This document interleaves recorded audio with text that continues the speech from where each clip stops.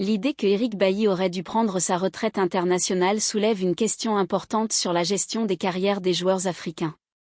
En effet, certains joueurs, comme Bailly, continuent à jouer à un âge avancé, parfois au-delà de leur pic de performance, ce qui peut nuire à leur héritage ou les amener à sortir, par la petite porte.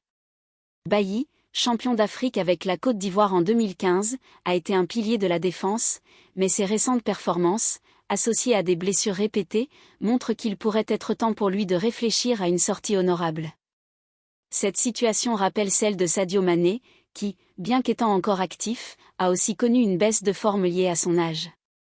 Dans les deux cas, il semble qu'il existe une tendance chez certains joueurs africains à vouloir prolonger leur carrière internationale au-delà de ce qui est habituellement recommandé.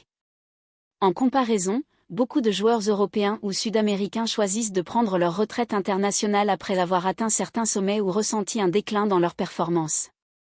Cela permet de laisser la place à la nouvelle génération et de quitter la scène avec dignité.